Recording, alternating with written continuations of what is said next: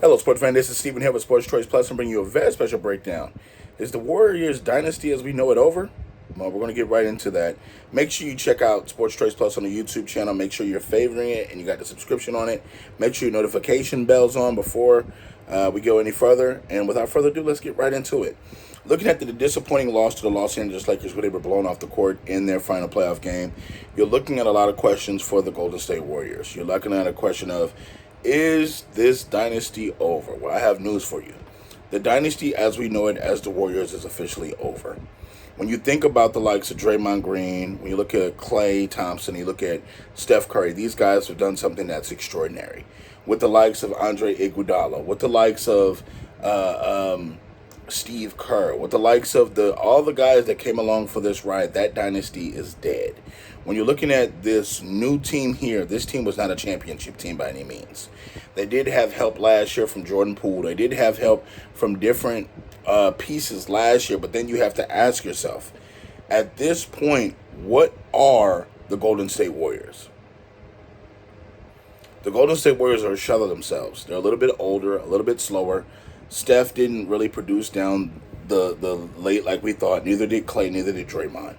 So you got to think and keep in mind the team chemistry is off. I don't know what's going on with Jordan Poole, but Jordan Poole has an issue with someone. I think that Steph alluded to Jordan Poole in his messages during the playoffs. I think that the bad body language between Jordan Poole and some of his teammates had a lot to do with this. It's not the same team that we saw. The Andrew Wiggins effect was not there. It's a lot of, I feel, selfish activity. And I don't know if it's from the Jordan Poole punch. I don't know if it's from Andrew Wiggins taking a break. I don't know if it's just this team was all over the place this year. And it didn't bode well for the Warriors because they need a team that's solid, with solidarity. They need a team that's on the same page that does the same thing over and over. You look at Steph's shooting. Steph's shooting is going to be what it is. Klay stepped up a couple of times, but he came up big when he needed it the most. As I think, Draymond may not be back. I think that they're going to start looking into possibly trading Jordan Poole.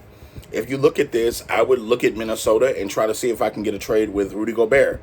If I'm trying to give up size for talent, I would put Rudy Gobert with the Warriors. You can keep Klay. You might have to figure out what to do with Draymond, but you could keep a Rudy Gobert, swap him for Jordan Poole, and you have your size and your rebounding.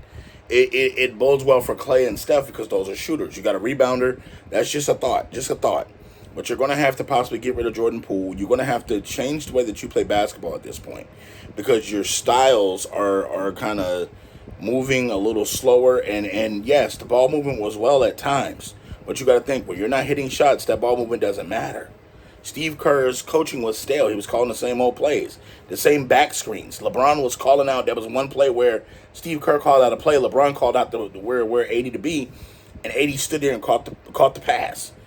When literally they're not paying attention to, hey, LeBron knows what play you're running.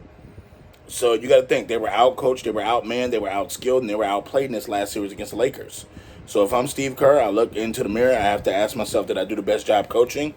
You don't know what upper management's thinking, but at this point, the Warriors' ride is over.